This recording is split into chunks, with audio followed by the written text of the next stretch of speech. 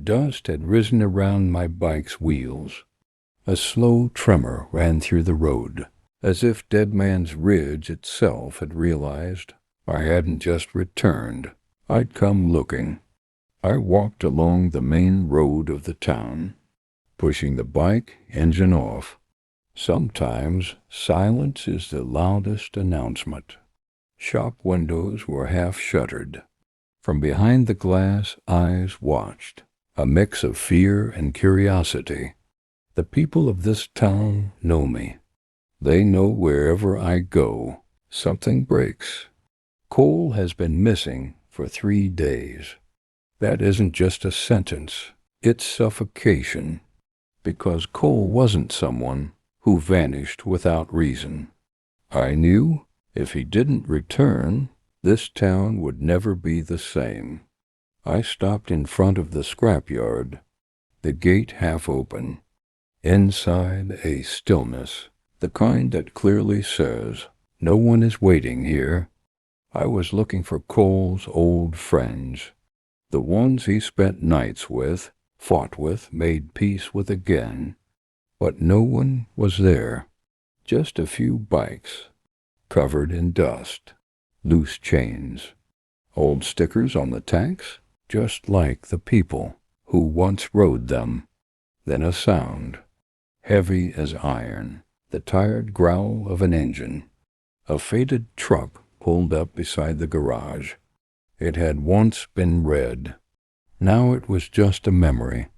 The driver's door opened, and I recognized him. Darrell. Once we stood in the same line, made mistakes together, failed to save someone together.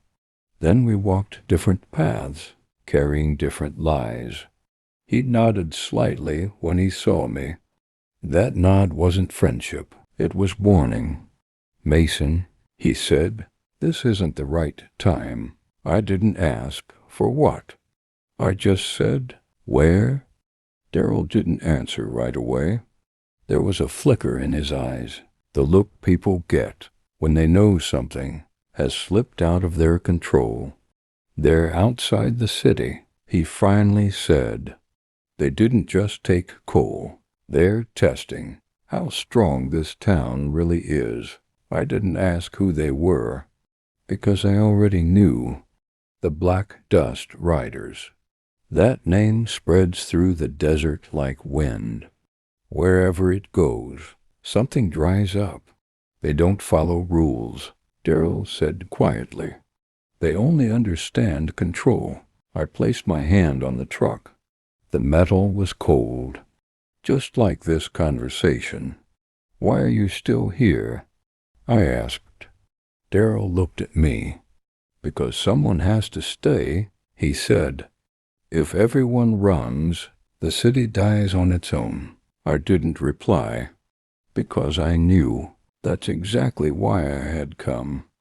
The hotel sat at the edge of town, a place where no one stays long. They only arrive, then leave. Cole was last seen here. The door lock was broken. The moment I stepped inside, a familiar fear hit my nose. Dust, smoke, and human terror. The counter overturned. Chairs smashed. Glass scattered across the floor. Mara stood in the corner, hair messy, eyes red. This silence, this was the scariest part. "They didn't just take Cole," Mara said. "They left a message." I asked slowly, "What message?" She looked at the floor. There, drawn in oil, was a symbol, a black circle, dust inside. The sign of the Black Dust Riders. I closed my eyes for a moment. "Where did they take him?" I asked. Mara shook her head. "I don't know. But before Cole left, he said, if he didn't come back, you'd know where to look." I did. Outside the city. The old industrial zone, where the law doesn't reach, and people make their own rules. Night fell. I started the bike.